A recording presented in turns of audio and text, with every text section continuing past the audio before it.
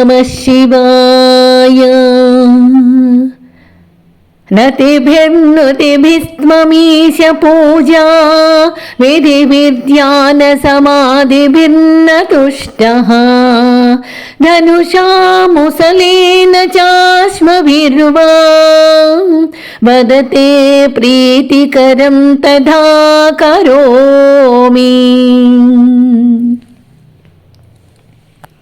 ఈ శ్లోకంలో ఆచార్యులు కిరాతేశ్వర అనుగ్రహానికి పాత్రుడైనటువంటి అర్జునుని గురించి దృష్టిలో ఉంచుకొని ఈ శ్లోకాన్ని ఆలోచించి రచన చేశారు అనిపిస్తుంది.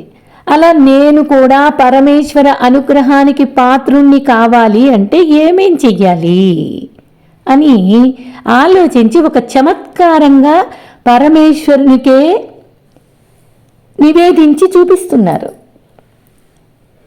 ఏమనంటే ఆయనకే ప్రార్థన చేసి ఆయనతోనే మాట్లాడుతున్నారు. ఓ పరమేశ్వరా, నతిభిహి నుతిభిహి, నమస్కారాలతో నుతులతో, త్వమీశ్వ పూజ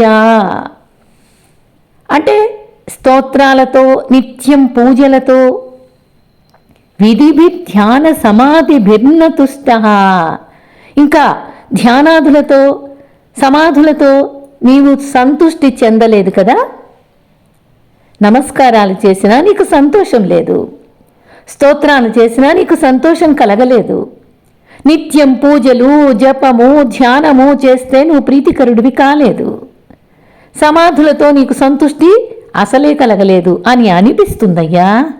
ఎందుకంటే ధనుషా ముసలేన చాస్మభిర్వా, నువ్వు ధనుస్సులతోటి రోకటి పోట్లతోటి రాళ్ళు రువ్వడంతోటి వీటిలో వేటితో పూజిస్తే నీకు ప్రీతికరమవుతుందో అది నువ్వే చెప్పాలి. నేను కూడా అలాగే చేస్తాను. ఎందుకంటే ఇవన్నీ నీకు నచ్చటం లేదు, నేను చేసేవి అవే, అవి నీకు ప్రీతికరంగా అనిపించటం లేదు. మరి ఇవన్నీ చేస్తే నువ్వు సంతోషపడతావా? అదేమో నువ్వే చెప్పాలి. నేను కూడా అలాగే చేస్తానయ్యా అని చమత్కారంగా చెబుతున్నారు. కిరాతేశ్వర అవతారంలో అర్జునుడిని అనుగ్రహించిన సందర్భాన్ని ఒకసారి మనం గుర్తు చేసుకోగలిగితే ఆచార్యులు ఈ శ్లోకంలో అంటున్న మాట మనకి అర్థమవుతుంది. పాండవులకు కౌరవులు అపకారం చేశారు. ఆ చేసినందువల్ల ఈ పాండవులు వనవాసానికి వెళ్లాల్సి వచ్చింది. అడవులకు పంపినా కూడా దుర్యోధనుడు వాళ్ళని విడవలేదు. ఎన్ని రకాల హింసలకు గురి చెయ్యాలో అన్ని రకాలుగా కూడా హింసిస్తూనే వస్తున్నారు. అందులో భాగంగా ఒకసారి దుర్వాస మహర్షిని ఇక్కడ కౌరవ సభకు వచ్చాడు. అలాగే హస్తినాపురానికి వచ్చినప్పుడు దుర్వాస మహర్షికి చక్కగా ప్రీతి కలిగేటట్లుగా సేవలు చేశారు. ఆయనకి ఏం కావాలో కోరుకోమని అడిగే విధంగా ఆయన్ని మెప్పించారు. అప్పుడు ఆయన మహర్షి అడిగితే అప్పుడు దుర్యోధనుడు అడిగిన మాట ఏంటంటే, నన్ను అనుగ్రహించినట్లుగా వనవాసంలో ఉన్న మా బాబాయి పిల్లలు ఉన్నారు కదా పాండవులు, వాళ్ళని కూడా అనుగ్రహించాలి అని ఒక కైతవంగా మాట్లాడాడు. మరి అదంతా ఏమి పట్టించుకోకుండా సరే అనేసి పాండవుల దగ్గరకు వచ్చాడు మహర్షి. అంటే రాజ్యంలో ఉన్న దుర్యోధనుడైతే దుర్వాసమునికి సేవలు చేస్తాడు, వారి శిష్య బృందానికి భోజనాలు వసతులు అన్నీ సమకూర్చగలుగుతాడు కదా. మరి కానీ పాండవులు అడవుల్లోనే ఇబ్బంది పడుతున్నారు, వాళ్ళకే అన్ని సౌకర్యాలు లేక మరి వాళ్ళేమీ చెయ్యలేరు. అప్పుడు ఈయనకు కోపం వస్తుంది, శపిస్తాడు అనే ఉద్దేశంతో దుర్యోధనుడు ఇలా మాట్లాడాడు. కుట్ర చేసే ఆలోచనతో దుర్యోధనుడు దుర్వాస మహర్షిని పంపించాడు. ఆ రోజు ఈయన వెళ్ళాడు. వెళ్ళిన రోజే అడవిలో పాండవులు భోజనాలు పూర్తయిపోయి అక్షయ పాత్ర కూడా చక్కగా క్లీన్ చేసి పెట్టేసింది అమ్మ ద్రౌపది. ఆ సమయంలో దుర్వాస మహర్షి శిష్య బృందంతో పాండవుల దగ్గరకు వచ్చాడు. ఏం చేయాలో వీళ్ళకి అర్థం కాలేదు. ద్రౌపది కృష్ణ పరమాత్మను ప్రార్థించింది. ఆయన వచ్చి ఆ గండం నుంచి గట్టెక్కించాడు. సరే, అది వేరే సందర్భం. అయితే ఆ సందర్భంలో శ్రీకృష్ణ పరమాత్మ పాండవులతో చెప్పాడు, మీరు ఇలా ఎన్నాళ్ళు ఇబ్బంది పడతారు? మీకు పరమేశ్వర అనుగ్రహం కావాలి, అందులోనూ మీకు అస్త్రశస్త్రాలు ఇంకా చాలా సమకూరాలి. అందుకని అర్జునుణ్ణి పంపించి పరమేశ్వరుని కోసం తపస్సు చేయించి అనుగ్రహాన్ని పొంది పాశుపతాస్త్రాన్ని సంపాదించుకోవాల్సింది ఉంది అని ఉపదేశం చేశాడు. ఆ సమయానికి వేదవ్యాస మహర్షి కూడా ఆ ప్రదేశానికి వచ్చాడు.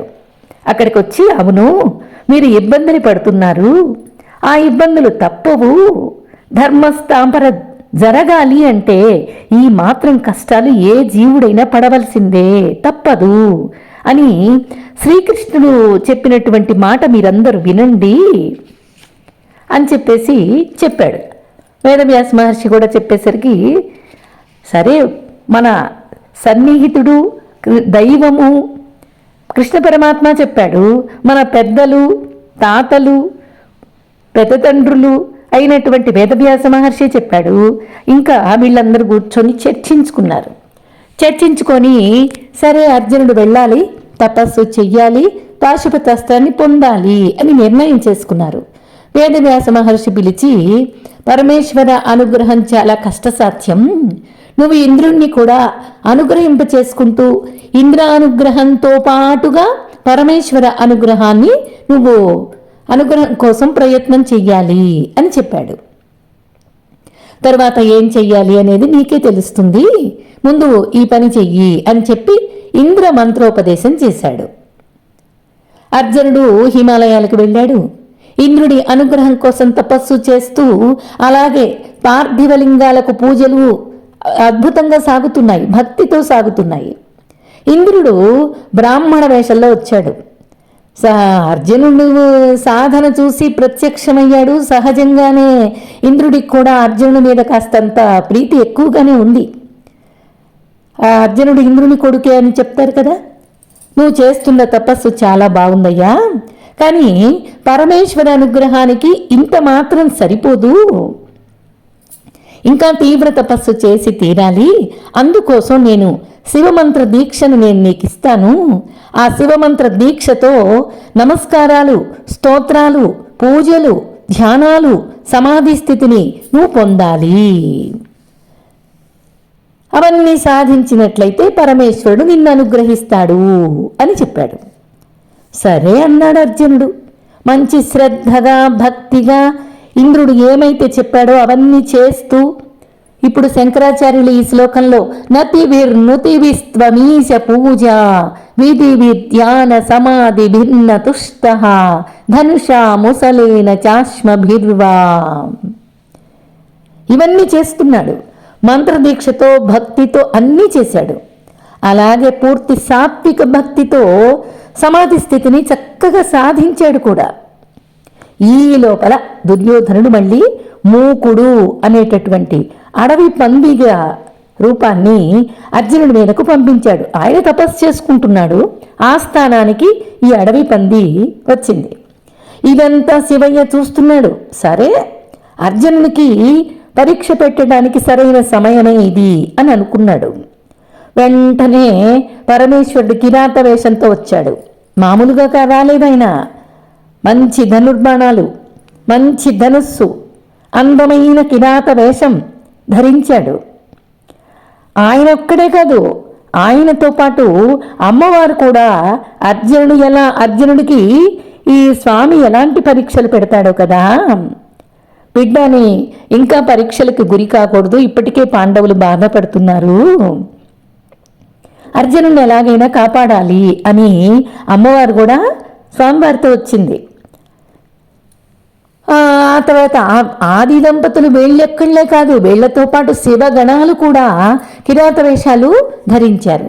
పెద్ద సముదాయమే ఏర్పడింది. ఆ మూకుడు అనే అడవి పందికి పరమేశ్వరుడు బాణం వేశాడు. అలాగే అర్జునుడు చూసి ఆయన కూడా పందికి బాణం వేసి కొట్టాడు. శివుడి బాణం కనిపించటం లేదు, అర్జునుడి బాణం కనిపిస్తోంది. ఆ పంది మధ్యలో పడి ఉంది, ఇద్దరికి మధ్యలో పడి ఉంది.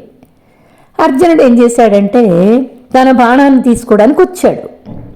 ఈ లోపల పరమేశ్వర గణంలో ఒక కిరాతుడొచ్చి, ఇది మా నాయకుడి బాణం, నీవు తీసుకోవడానికి వీల్లేదు అని అడ్డగించాడు.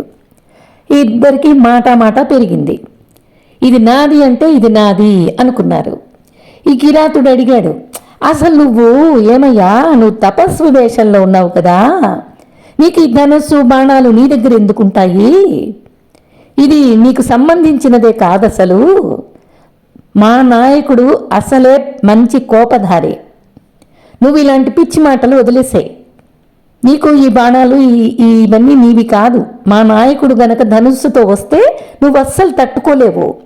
మర్యాదగా బాణం విడిచిపెట్టి వెళ్ళు అని చెప్పాడు ఆ కిరాతుడు. అర్జునుడు ఒప్పుకోలేదు. పైగా మీ నాయకుడే రాని, ఇంకా మీ అందరూ కలిసి రాని, ఏమైనా కానీ ఇద్దరం చూసుకుందాం అన్నాడు అర్జునుడు. ఆ కిరాతుడు బయట కోపాన్ని ప్రదర్శిస్తూ లోపల ముసిముసి నవ్వులు నవ్వుకుంటూ పరమేశ్వరుడు వైపుకు వెళ్ళిపోయాడు. నాయకుడు యుద్ధానికి వచ్చాడు. కాస్తంత బెదిరించాడు. అయినా అర్జునుడు లొంగలేదు. ఆయన యుద్ధం మొదలుపెట్టాడు.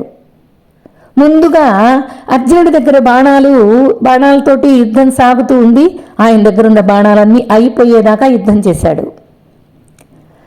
సరే, ఇంకా మరి శివుడు ఆగాడు, పరమేశ్వరుడు కాస్త ఆగాడు. బాణాలు అయిపోయినాయి కదా అని యుద్ధం చేయటం ఆపాడు.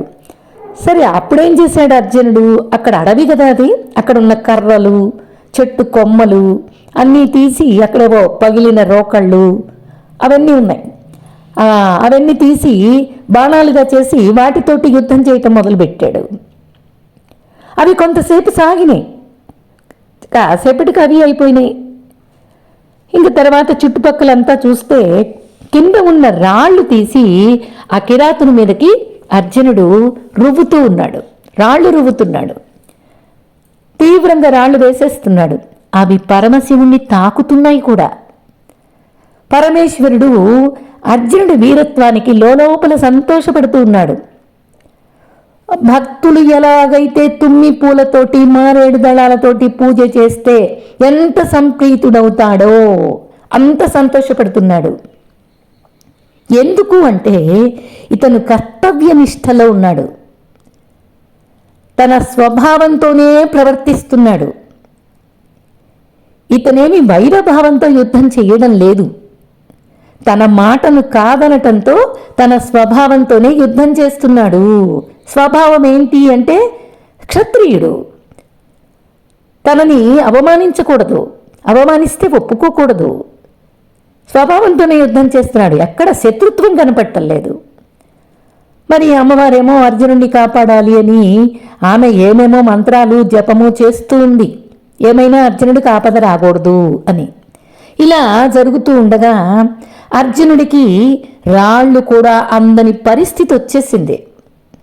ఇంకా లాభం లేదని అర్జునుడు మల్ల యుద్ధానికి దిగాడు. పరమశివుడు కూడా మల్ల యుద్ధంలో తన శక్తిని తెలియనివ్వకుండా యుద్ధానికి దిగాడు. అంటే తన శక్తి మొత్తం బయట పెట్టలేదు.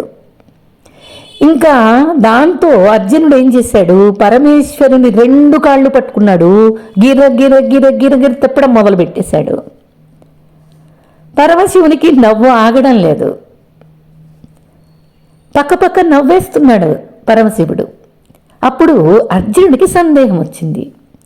ఇంత దూరం యుద్ధం సాగిన తర్వాత ప్రతిద్వంద్విగా ఉన్నటువంటి వాడు ఎవ్వరూ కూడా నవ్వరు. ఇంకా కోపంగా వీరత్వాన్ని ప్రదర్శిస్తారు, చూపిస్తారు. శత్రుత్వం దాకా వెళ్తుంది. అలాంటిది ఈయనేంటి నవ్వుతున్నాడు?